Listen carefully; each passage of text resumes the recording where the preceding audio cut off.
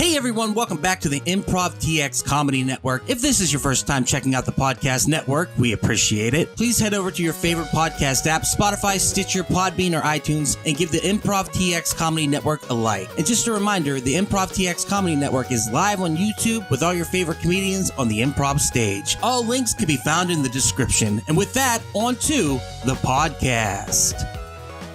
Take a journey back. And join the pack at Black Dog Retro Arcade. Hey everybody, welcome to the Black Dog Retro Arcade Podcast. This is Duck. I am here with Ethan and Jay. Okay, today we want to talk about something very awesome, something that is deep and dear to my heart, the Pac-Man.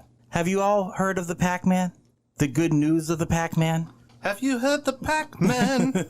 Pac-Man fever. Pac-Man fever. God, we were singing that before even setting up all this crap. Oh my God, dude, I love Pac-Man fever. That was a big so hit. much. That was a big hit song. I remember. Oh yeah, absolutely. I don't remember. I was pretty young. No. So let's real quick talk from the beginning. Let's talk about our experiences with Pac-Man. I want to begin with Jay. All right. Jay remembers the first time he played Pac-Man. Yeah, I didn't play a very good version. I played it on the Atari 2600. Ooh, you got the crap version. Well, I mean, Crap Man. Yeah, that's definitely the one I remember. I think my uncle had a Atari, and so it was the first game system I remember playing on at my grandparents' house. But yeah, played a lot of Pac-Man. A lot of Pac-Man.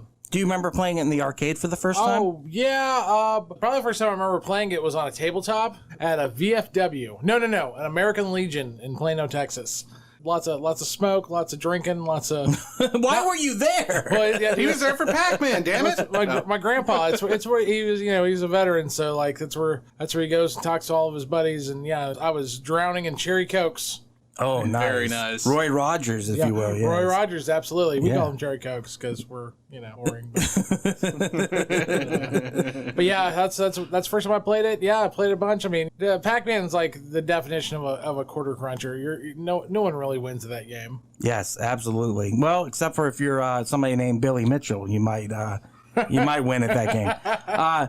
Ethan, what is your first interaction? You being a little bit younger than us, you don't remember Pac-Man Fever. We barely remember it. I mean, I'm kind of torn. I don't remember exactly when I first played it, but it was either at one of the local arcades in Highland Village, Flower Mound, Texas. I remember going there and playing that as a kid.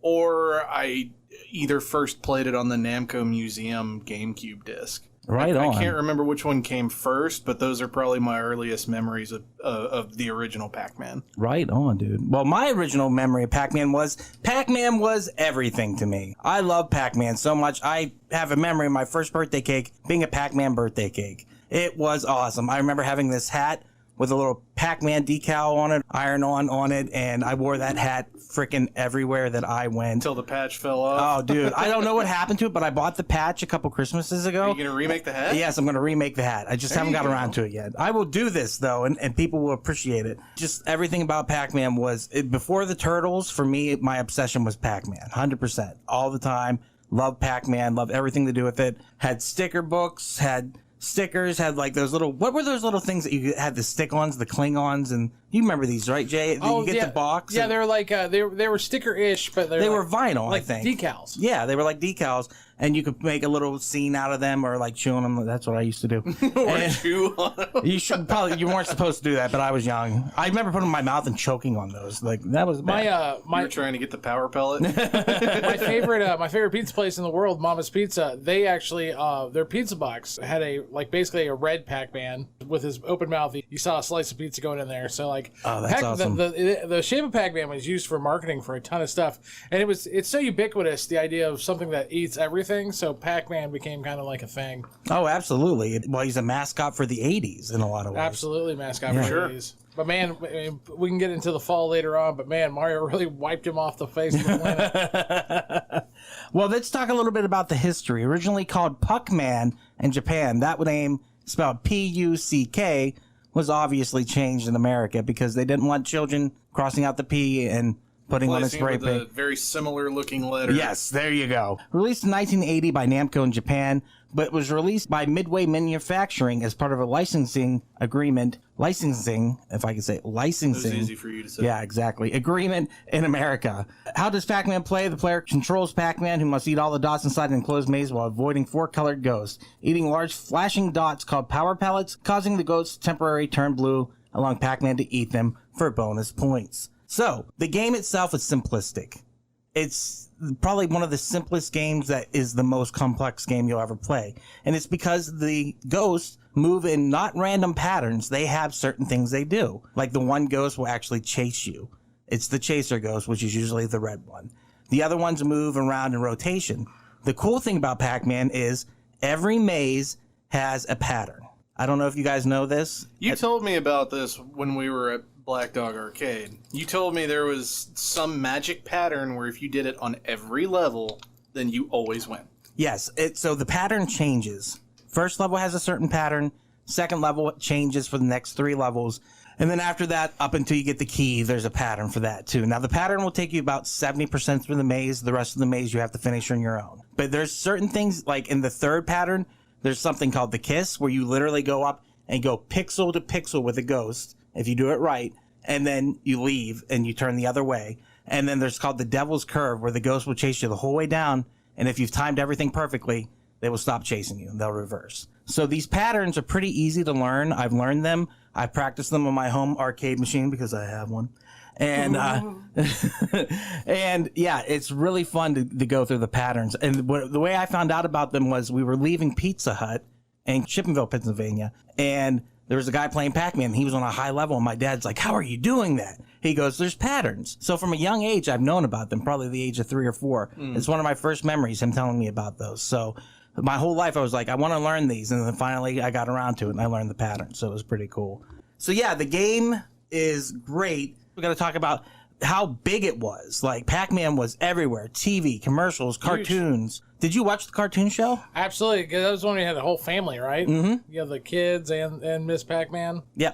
Yeah, absolutely. Yeah, definitely. I mean, again, I was never like the biggest Pac-Man stan, as they say, but like, I definitely ran in. He was everywhere, man. It was heavily merchandised. Like, well before Mario, there was Pac-Man everything. Pac-Man and Miss Pac-Man. When she came along, she was even bigger. Well, yeah. I mean, we'll just break it down. I mean, straight up, Miss Pac-Man's a superior game. Oh, absolutely. Absolutely it is. I would agree with that. Now, I have nostalgia for Pac-Man now that I know the patterns, so that changes the name of the game. But definitely, Miss Pac-Man has 4 different maze variations, cut scenes that advance the story of Pac-Man and Miss Pac-Man. The funny thing, though, is right now, Miss Pac-Man is not part of canon. They have changed it to Madam Pac-Man. And so if you go to play Pac-Man Repack, it's no longer Miss Pac-Man with a bow in her hair. It's Miss Pac-Man with a purple hat on now. So the reason why that's happening, called Madam Pac-Man? It's Madam Pac-Man or something like that. So basically, the person who made Miss Pac-Man, because Miss Pac-Man was not made by Namco, it was made as an add-on, a hack basically, by this small computer company. They had been making hacks of different games throughout time, and they got to Pac-Man, and they made Mr. Do. And they ended up changing it from Mr. Do to Miss Pac-Man before they released it. What is Mr. Do? It was just basically a Pac-Man looking creature with long legs. So it's just Pac-Man with legs? Yeah. It's a reskin. That's basically earlier ROM hacks. So basically, yes, you're right. That's what it was. It was a ROM hack, and then they released it, and they sold the rights to Midway. Now, Namco... Yeah, because were they getting in some legal trouble too? But yes, they like, that's the thing. I think they were getting into legal trouble, but it turns out they were making games better, and so they actually ended up making a career out of that to some extent. Yes. And what ended up happening with the rights to Miss Pac-Man is the guy was not getting paid from Namco, so he got really sick of it, and so he sold his rights to Miss Pac-Man to At Games. Now, if you remember At Games, they made the crappy Sega Genesis, Atari flashbacks a couple years ago that would break after like 2 months. Yep. And so Namco, instead of wanting to spend money to buy the rights for Miss Pac-Man for the most recent games, are like, we'll just change her. So that's what they've been doing. They just change her to Pac-Man or whatever it is. I don't even, it blows my mind how they would even get away with making Miss Pac-Man a thing and not including Namco in any of that. You couldn't do that at all today. they took a chance. They were like, if we get sued, we get sued. And I think they did. Yeah, and there's also, well, here's the other thing that, just for all you crazy thieves out there, there's no such thing as a worldwide copyright, really. Yeah, that's true. That's true. So that's why you have companies like in Brazil making Duff beer, and like you try to sue them, but your copyrights and trademarks, they're very different in Brazil. They're generally like country specific. That's why you have like the American rights to something and the UK rights to something. So because just like all laws, there's not really universal laws. So like you can say something belongs to you, but I mean like in other countries, it's not like anyone's going to enforce it. I mean that's why Bollywood. I mean how many things does Bollywood clearly take from American movie studios and without any fear, because they're like, oh, you can't sue us because our jurisdiction's not going to back you. It's just the way it is. And for this, like I said, he got sick and tired of not being paid. So he was like, I'll just sell the rights. It's fine. At Games is definitely not playing ball. So let's talk about Pac-Man Fever. It's a single by Buckner and Garcia, which I'm going to play a snippet of right now.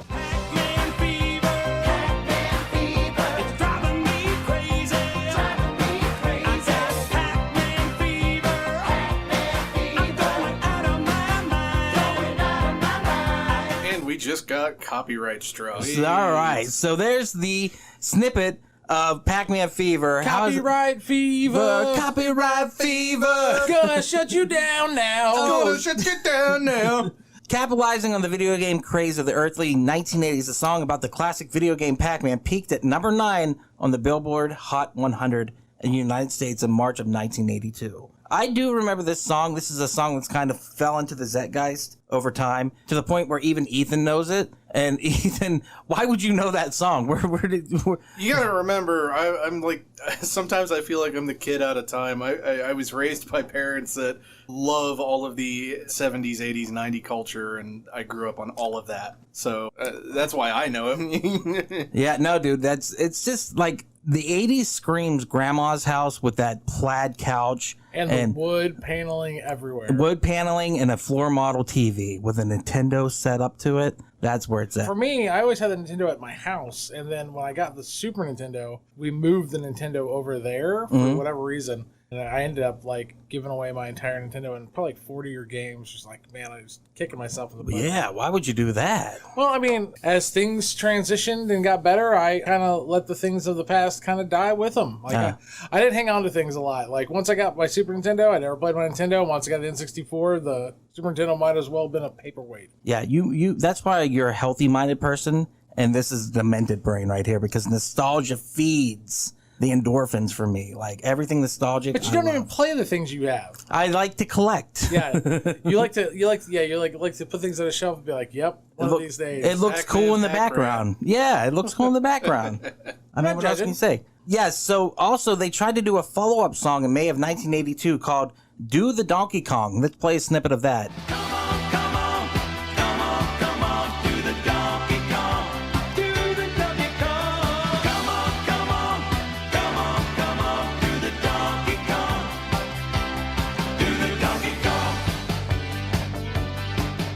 I did not get copyright struck for that because absolutely did. The Billboard charts had only ranked at 103, and anything past 100, you do not get copyright struck. I don't think that's true, Doug. You can play 15 seconds of a song. Yeah, I know. Yeah.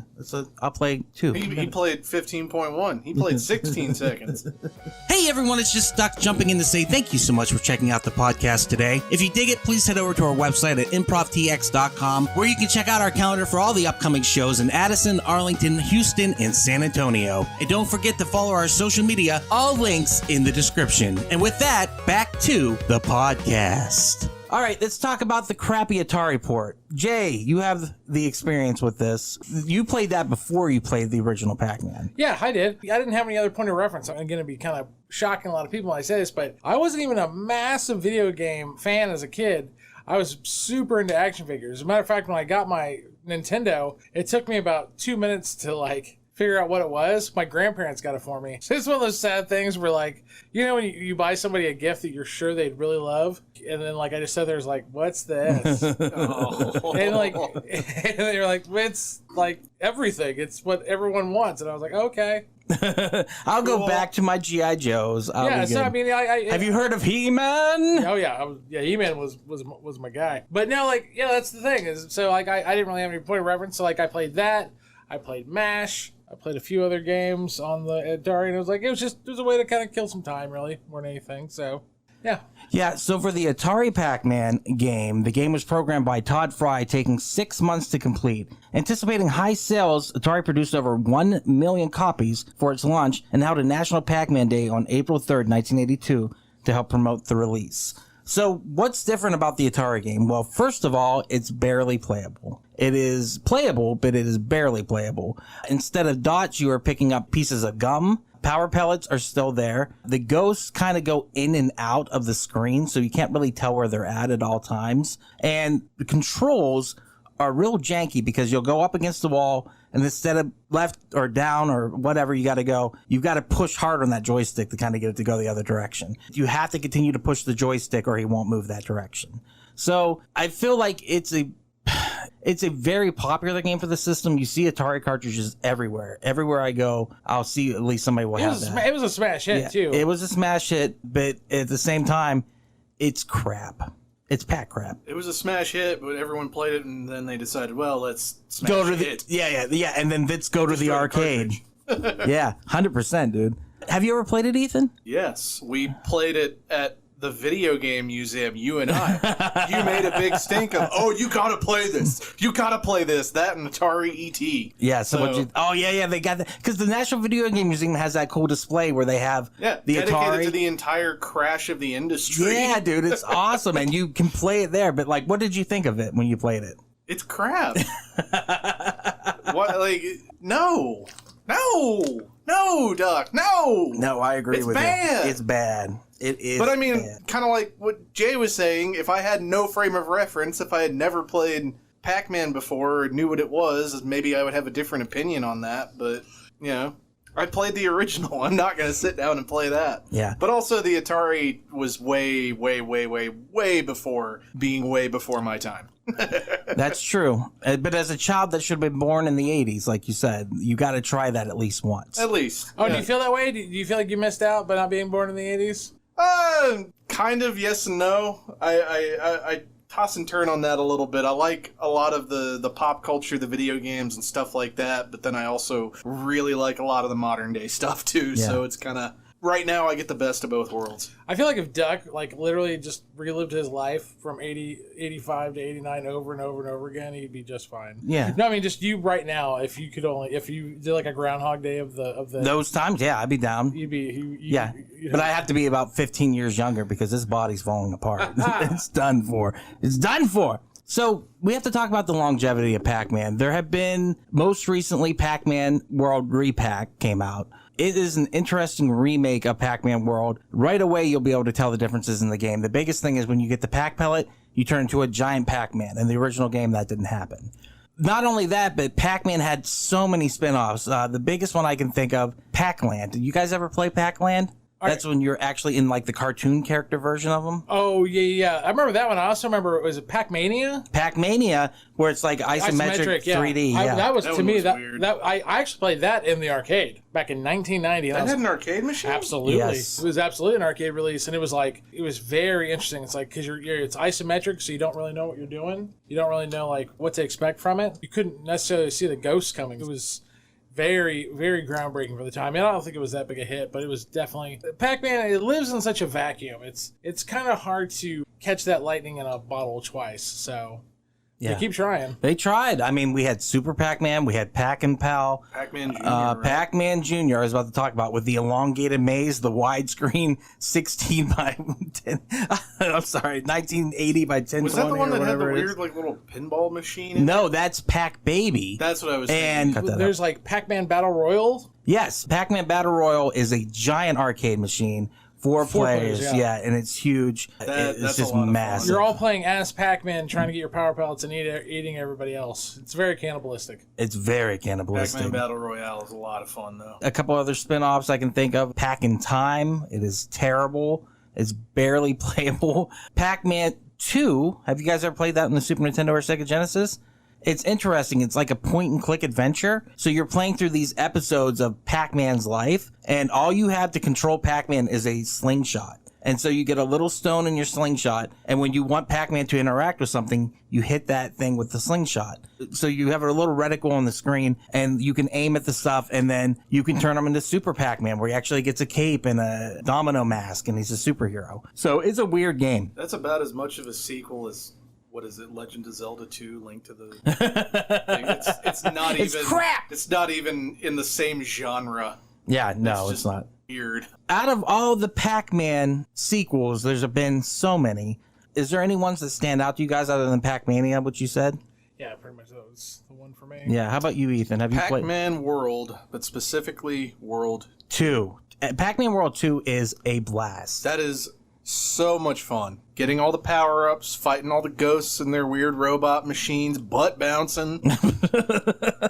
the stupid little rev roll rams. I remember getting so mad over those little... It's challenging, but it's a kid's game. But it's very challenging. The treetop levels are impossible. I love the treetop levels. Yeah. I think my favorite in that entire game, the final boss fight was really cool, where you turn into like Super Pac-Man because of the gold fruit and stuff. That was awesome. I think it's the last island you go to, the last area. You're on the Ghosts Island, and there's this boardwalk level where you're on roller skates going through, and you have to kind of jump from platform to platform, and that's just so much fun. Yeah, Pac-Man World 2, I had it on GameCube, and it came with a very special disc in the collector's edition. I still have that. Where you can play, if you have 4 Game Boy Advances, you can play a special version of Pac-Man where the ghosts are controlled by the Game Boy Advances. So it's 3 Game Boy Advances, and player 1 is controlling Pac-Man on the screen. Here's the problem, though. Who, in their right mind, is going to have Pac-Man World 2, a GameCube,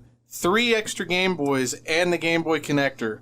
Jay. No. The answer is Jay. Not me. Like, it's not going to happen. I mean, yeah. That's a really unique. They should have put that in the commercial. You and 3 of your friends with Game Boy Advances can play as the ghosts. I'm exhausted just telling you this. Let me tell you how to hook it up. 20 minutes later. No, it was really interesting and really fun to play. We had 1 Game Boy Advance, obviously, and a link cable, which cost $20 at the time, which is ridiculous. And we would play at least with 1 ghost, and it was a lot of fun. It was a great game. I really appreciate it. When they came out with it, I went and bought it like that day. I was so excited. It just seems like so extra. Why wouldn't you just use the other 3 controllers? I don't know. They ended up re-releasing it, I believe, for... I think it was Wii U, yeah, that they re-released it for. I could see that working. Yeah. You have, like, person playing Pac-Man on the I forget what the controller pad was called, and then all the ghosts using wireless controllers or something. So they released the most recent one within the last couple of years that they released, other than Pac-Man World Repack, was Pac-Man 99. Did you get a chance to play that? Yeah, that was a lot of fun. Yeah, so it's you against 98 other people or 99 other people. I don't know what the countdown is. But yeah, it's convoluted and confusing and fun at the same time because you can kind of see what's going on with the other Pac-Man in the stage and stuff like that. I enjoyed that game quite a bit. Other than that, Pac-Man just has a special place in my heart. I absolutely love Pac-Man because of being raised, like you said, Jay, between 85 and 89. I would be happy to live in that over and over again. But for 82, I'd have to put that in there. I think the video game Crash would have killed me. I really do. Because you identify so much with it. I bet for a lot of kids, that's exactly what it did. I mean, if you think about the video game Crash, it's like they're not joking when they say that a lot of these kids that were crushing it at video games, they were like akin to like athletes at the time. They were so popular. And to be honest, don't quote me on it, but I think for at least a year or two, I think the arcade industry outgrossed the movie industry. Yeah, big time. Which is so... And you got to think of how quickly that boom was. Pong came out, and then it was just like back to back to back to back hitters, and then 83 hit, and it just fell off. So sad because like you got all these guys who own these arcades, and they were just printing money, and then when it went away, all these kids that their entire identity is wrapped up in this, and now all of a sudden they have to find something else to they actually have to go talk to. Well, we can definitely say nostalgia plays big on me for this, but we work for Black Dog Retro Arcade, which is a arcade in Arlington, Texas. And it literally is a nostalgia fest when you walk in there. Absolutely. It feels like an old school arcade. And we cultivated it with, like Jay said, the best games that we could possibly find. We don't have filler games. We have the best of the best. We put what we could in there. No filler, all killer. Yeah, that's right. So Yeah, there you go. there you go. That should be our tagline. No killer, all filler. Yeah, it So- was before yours going. Not all kill, not no killer, all filler, Duck. It's Oh, my bad. no filler, all killer. I apologize. But yeah, so what I'm trying to say is, if you're into classic gaming, if you want to play some Pac-Man, we know the place that you can go to play that. Where So do they go, Duck? they go to Arlington, Texas at Black Dog Retro Arcade. Well, the only other thing I'd like to talk about is another title that has Pac-Man that you guys strangely didn't bring up. What was that? He's in Smash Brothers. He Yeah. is in Smash, isn't he? I totally forgot about He's that. absolutely in Smash. Nobody's favorite character, but he's in there. He's in there. He's also in the Mario Kart GP video games. That is also Yeah. correct. And they actually ended up taking that and making a Pac-Man racing game off of that, which I absolutely love. It's one of my favorite Actually, games. let's talk about, now that we got you here, Doug. You know, you claim to be such a Pac-Man fan, but every time I see you decked out in video game stuff, it's always Mario. Are you a closet Pac-Man fan, or what's going on with that?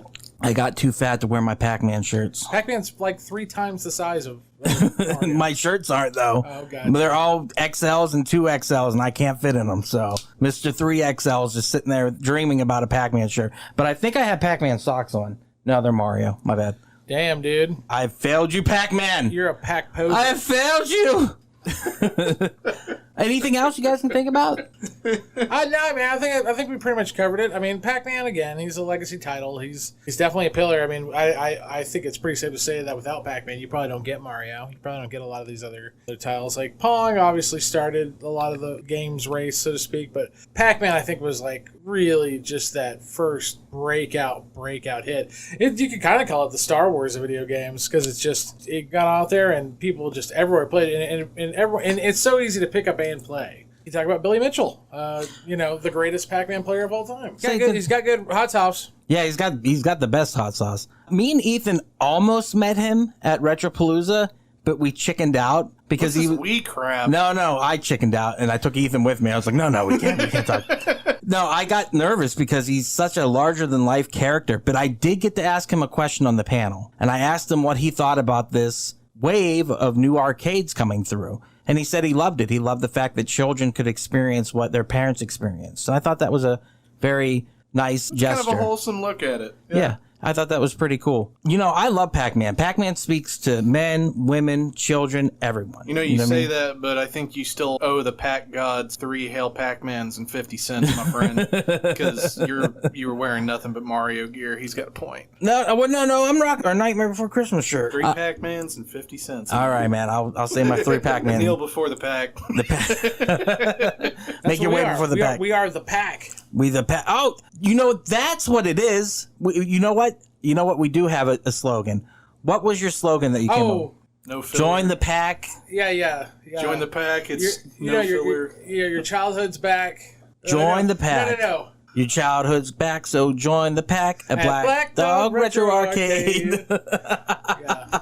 He was singing it at Retropalooza the whole time. He was like, hey, your childhood's back, so join the Pac at Black Dog Retro Arcade. So that's our Telling saying. you gotta lay that down, man. We gotta use that. Yeah. Jingle. Or you could go take a journey back.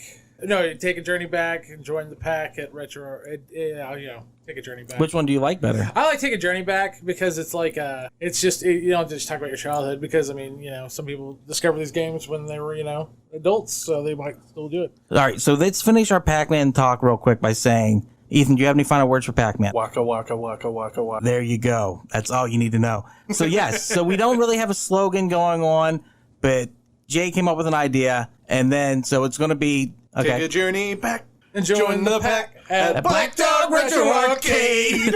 And I'm Billy Mitchell, and you're not. Yeah, so that's going to be our slogan. That's what we're going to say at the beginning and end of every podcast. You can check us out on the web at Facebook, Instagram, and TikTok at Black Dog Retro Arcade. You can check us out on Twitter at BD Retro Arcade. If you are in Arlington, Texas, please come down to Black Dog Retro Arcade and play the games. And you can check me and Ethan out. Take a journey back. And join the Pac at Black Dog Retro Arcade. That's ridiculous. It's so catchy though. Oh, it's so good. We got to use it for something finally. Take a journey back. And join the pack at Black Dog Retro Arcade. True arcade. Like said, thank you so much. This has been Duck. I've been here with Ethan and Jay. And yeah. And there it is. Hey everyone, thank you so much for listening to the podcast today. If you enjoyed it, please head over to improvtx.com to check out all our upcoming shows at the Addison, Arlington, Houston, and San Antonio clubs. If you like this podcast, you might enjoy the other podcasts on the Improv TX Comedy Network. We have The Act Out. From open mics to the big stage, comedians tell us the story they've made, where I talk to comedians from all over and chat about their journey this far. Also check out the Black Dog Retro Arcade podcast. Straight from the arcade, we talk about how our favorite games were made. That's right, we're talking all that video game goodness. And finally, we have Quacking Up, a storytelling podcast where we pick suggestions from a hat and tell stories based upon them. Once again, thank you so much for listening. Please check out our social media, all links in the description. And with that, we'll see you on the next one.